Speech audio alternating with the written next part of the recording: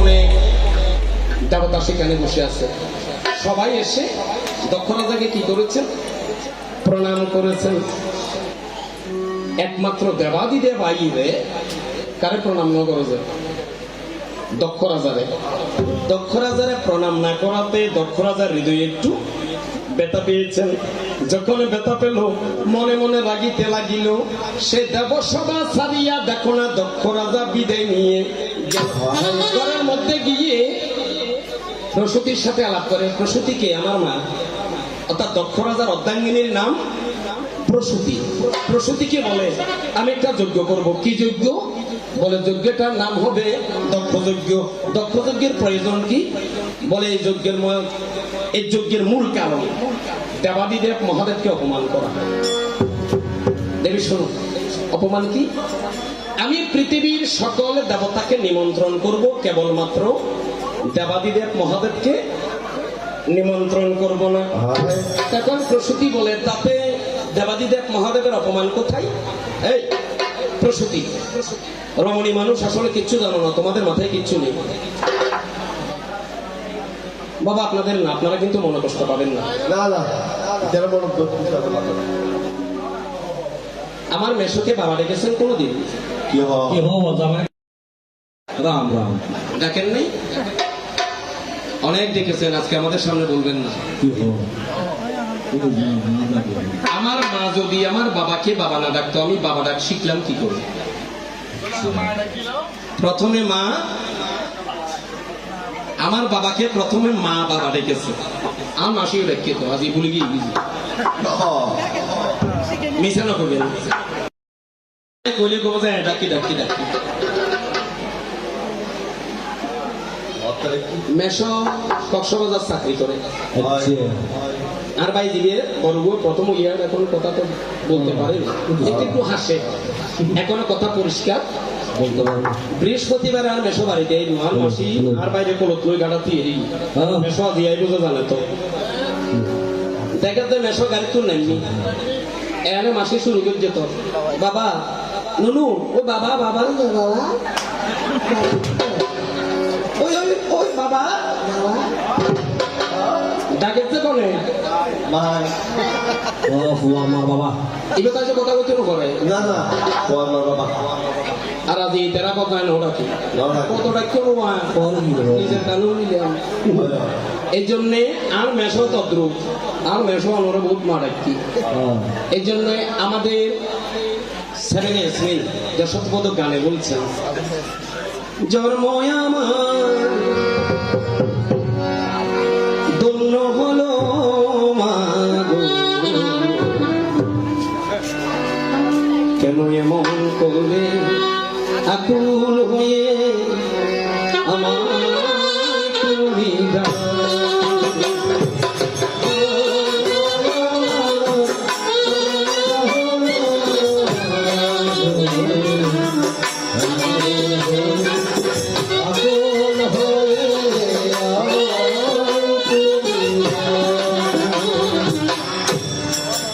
লাগবে না, সময় নেই, সময় করবো না। এই কারণে বলছে মাগো তোমার কথায় কথা বলি। আপনি মা ডেকেছেন বলে আমি শিখেছি, আমার বাবা মা ডেকেছে বলে আমি শিখেছি। তোমার কথায় কথা বলি, তোমার বাসায় লিখল লিখি। তো আপনারা ডাকবেন না তো কারা ডাকবে? লক্ষ্য করবেন তখন প্রসূতির কাছে দক্ষ রাজা কয় সকলকে নিমন্ত্রণ করব, দেবাদিদেব মহাদেবকে নিমন্ত্রণ করার নয়। তুমি জানো না দেবেরও দেবতা যিনি, পঞ্চানন মহাদেব শিব তিনি। যদি সকলকে নিমন্ত্রণ করে দেবাদিদেব মহাদেবকে নিমন্ত্রণ না করি, এটা হবে পৃথিবীর মধ্যে মহাদেবের বড় অপমান। এই জন্য যজ্ঞটার নাম লিখেছে শিববিহীন যজ্ঞ। যে যজ্ঞে দেবাদিদেব মহাদেবকে নিমন্ত্রণ করা হলো না। এখন সকলে দেবতাগণকে নিমন্ত্রণ করার জন্য কাকে পাঠাচ্ছেন? আর মধ্যে তো ঋষি আছে বিনা বাজায় গুনগুনা গুন বিনা বাজায় নারদ ঋষি গুনগুনা গুন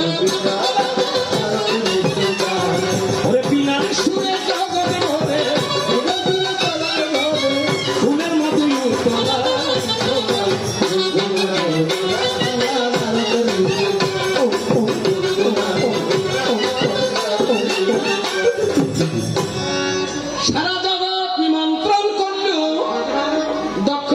কাছে যাই, এই একজনের নিমন্ত্রণ করিনি, তারে দেবাদি দে মহাদেবের। আচ্ছা ঠিক আছে। এখন রাজবাড়ি তুমি বাইরে মনে মনে চিন্তা করো যে আগে কোন শিবের কাছে যাই খবর গান করলি ভালো হইতো, অথচ নিষেধ করেছে দেবাদি দেব মহাদেবকে বলা যাবে না। না কথা আগে তারে গুলি ভালো হইল। প্রথম নারদ কি কর্ম করিল, ও মামি মামি ঘরে আছো? দেখে একবার দুর্গা খুশি হয়ে বেরিলাম, কিরে কি সমস্যা নারদ, তোর চন্দ্রবদন আজকে মলিনতা কেন? মামিরে মনশান্তি নেই কিয়া? পৃথিবীর মাথা যদি কেউ কাটি দিয়ে মনের মধ্যে শান্তি থাকে না, কি পৃথিবীর মাথা কাটি দিয়ে যায়? আর মামাই যে পৃথিবীর মাথা, এবার আজ অপমান করার জন্য না, অপমান করার জন্য। কিন্তু কনেই নকল নিয়ে কথা দিয়ে মানে নিতে কন অপমান করে বেদ দেবতা উপস্থিত আছে, আহা কন অপমান করে ঋণ করছে না, শিব ছাড়া কত যোগ্য হয় না, অবাক যে কন অপমান করে ঋণ করছে না কেন? অবশেষে বলছে, তোমার বাবা দক্ষ রাজা কি অপমান? পৃথিবীর সকলে দেবগণকে নিমন্ত্রণ করিল, কেবলমাত্র দেবাদিদেব মহাদেবের যজ্ঞের মাঝে নিমন্ত্রণ কবু না কো। সতী নারীর প্রতি পর্বতের চূড়া, অসৎ নারীর প্রতি দেখো ভাঙ্গা নাইয়ের গুড়া। সতী নারী আমি দুর্গা পতির অপমান শুনিয়া মনের মধ্যে আগুন জ্বলে, কি করব বাবার কথা দিয়াছি। সে যজ্ঞে আমি গিয়েছিলাম, বাবা সংক্ষেপে বলে যায় বুঝে নেবেন। আমার স্বামীর অপমানে আমি একসময় সেই বাবার যজ্ঞে গিয়ে নিজের দেহ কি করেছি, ত্যাগ করেছি। কোথায়? দক্ষ রাজার যজ্ঞের আগুনে। যখন আমি ত্যাগ করিলাম দেখিবারে পাই, আমার দেবাদিদেব যখন নারদের মুখে এই সংবাদ পাই, নারদ ত্রিশীল ছুটে গিয়ে শিবের কহিল, শিব ঠাকুর ছুটে গিয়ে যজ্ঞশালায় আমার দেহখানা স্কন্ধে লইয়া নাচিতে লাগি। নাচিতে নাচিতে দেবতারা দেখিবারে পাই, যদি দেবাদিদেব মহাদেব আর কিছুক্ষণ নৃত্য করে এই পৃথিবীরও সাতলে যায়। সাতলে যাওয়ার আগে বিষ্ণুদেব তার চক্রকে স্মরণ করে যখন সুদর্শন চক্র সে দক্ষ রাজার বাড়িতে গেল, চক্র ধরে শিব নৃত্য করে চক্রের আঘাতে এই সতীর দেহ কেটে 51 টুকরা হয়েছিল। টুকরা আর বাংলাদেশও তো 2-1 হচ্ছে, পাকিস্তানও তো হচ্ছে। পৃথিবীর মধ্যে যেখানে যেখানে সতীর কাটা দেহ পড়েছে সেখানে সেখানে তীর্থস্থানে পরিণত হয়েছে। লক্ষ্য করবেন, যখন সতী কাটলো দেখিবারে পাই, এসো এই সতীর জন্য বীরভদ্র তোমার কাছে প্রকাশ করি। শিবের অপমান সইতে না পেরে বীরভদ্র দক্ষ রাজার মুন্ড কেটে দেখেন ছাগমুন্ড লাগাইয়া দিল, শাস্ত্রে দেখা যায়। এই কারণে মা জননী তোমার কাছে প্রকাশ করি যাই, আমার বাবার দেহখানা হচ্ছে মানুষের মতো, মুন্ডখানা ছাগমুন্ড শাস্ত্রে দেখা যায়। সংক্ষেপে বলিয়া গেলাম তুমি বুঝিয়া লইও, বলতে গেলে অনেকক্ষণ সময় লাগবে, অল্প করে বলে গেলাম দুঃখ না পাইও। এটা তোমার দুটি কথা, অন্য কথা নাই। এবার যাবার সময় তোমার কাছে দুটি কথা জিজ্ঞাসিয়া। বাবা মনসা পূজা করতে, মনসা পূজার গট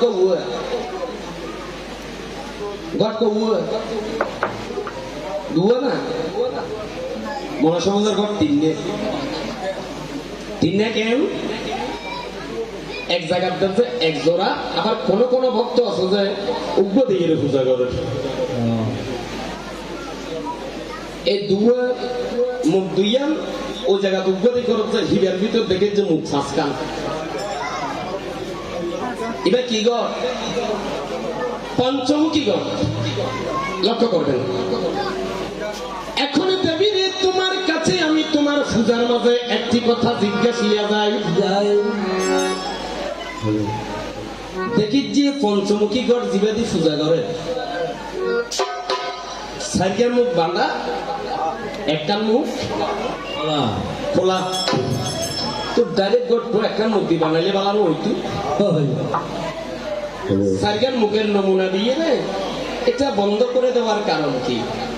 আবার কোন কোন জায়গা থেকে যে কুমারের ফল এখন ভুল করে ফেলা মুখ খোলা থাকিবের কথা একটা এখন দেখি যে ছিদ্র হচ্ছে কি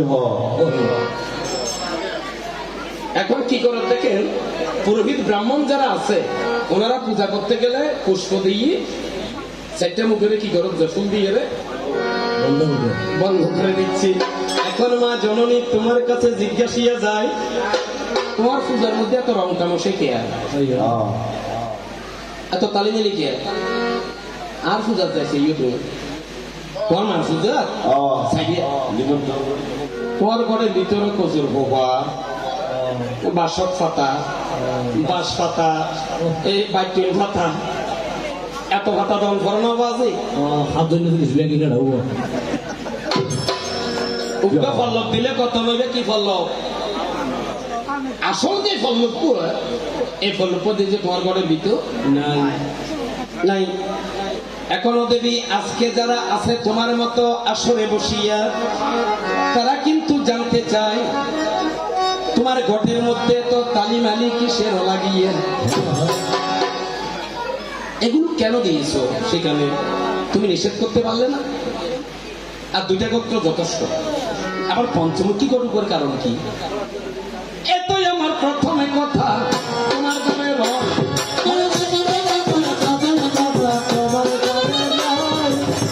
এতই আমার প্রথমে কথা তোমার ঘরে রই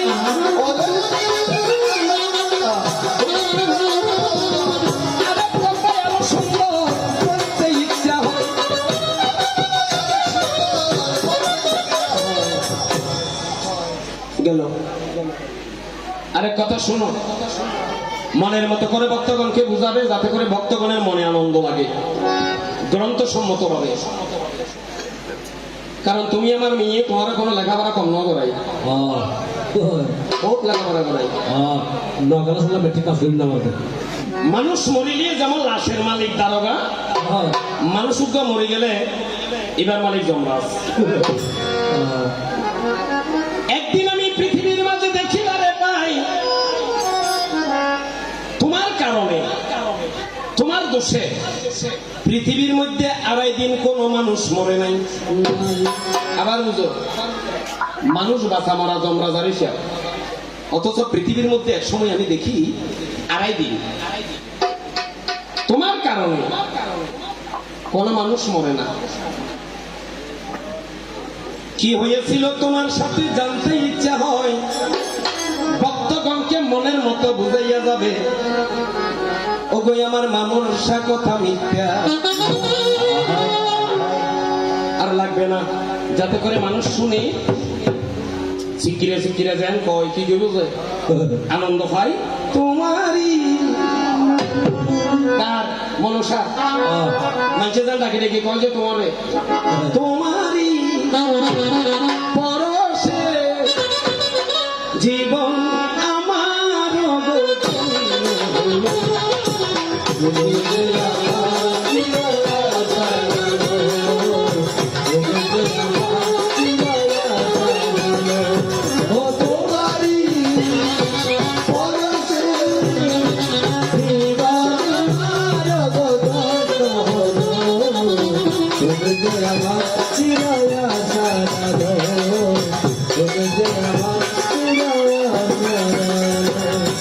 তুমি মোর জীবনে সুখের গীতি হইও না কোনোদিন দুঃখের স্মৃতি ও তুমি মোর জীবনে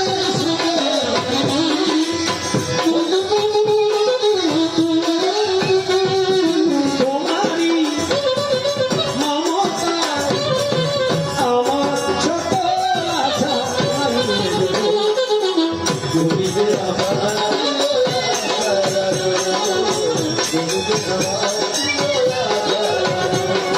তোমারই পরশে জীবন আমার বদন্য হলো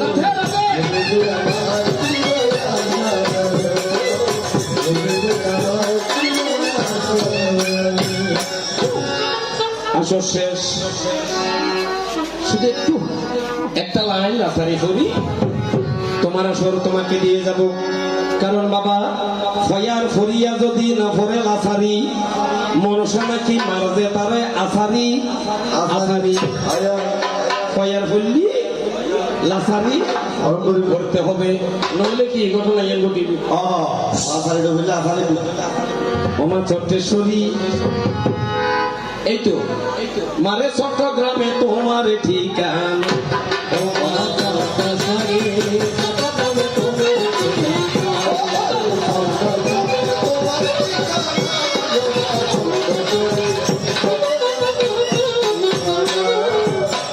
চট্টগ্রামে চট্টেশ্বরী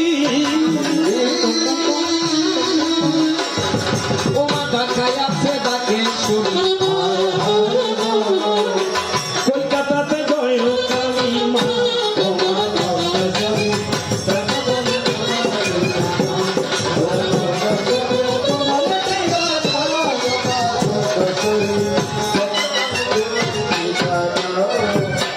কালো যন্ত্র লইয়া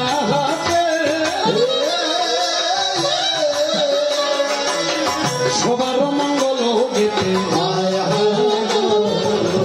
কাতে দেবী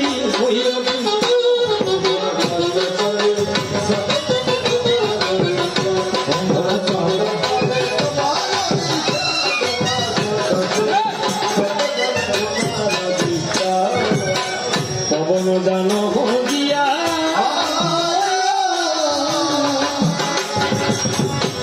ওরে ত্রিভুবন পদ্ধতিয়ে ওরে যত সব নদ নদী লাগে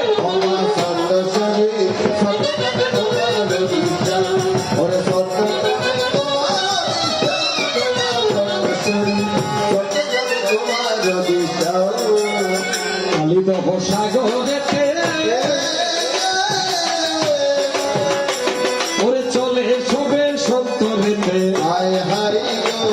ওরে না গেলে শিবের বিপি লাগে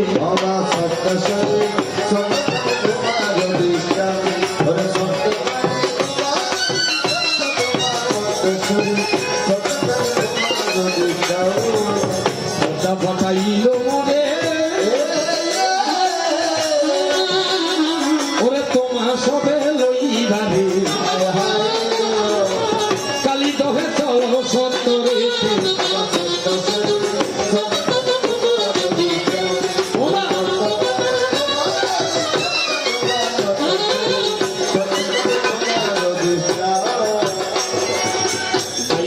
গানা গেল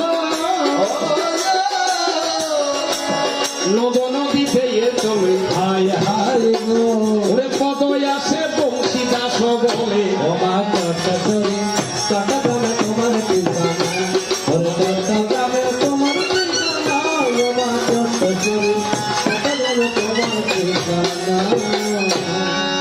রাধীর সাম উপস্থিত সাধুগুরু বৈষ্ণব বাবা দেখেছেন জনে জনে আসলে এসে আমাকে কিছু আশীর্বাদ প্রদান করেছেন যারা আসলে বাবা আসলে দাঁড়িয়ে একটা টাকা 1 লক্ষ টাকার সমান। জানি আমার কলকাতার উপর দেবী জ্ঞান দেবী সরস্বতীর কৃপা বশীভূত হয়েছে, ওনার হৃদয়ে আঘাত করেছে, টাকাটা ওনার পকেটে রাখতে পারলো না, আমার হাতে তুলে দিয়েছে। তো যাক যাবার সময় আসলে তো দাদা আসলে কিছু দেওয়ার থাকে না, একটা কথা বলে যাই সবারই উপহার আমি চিরদিন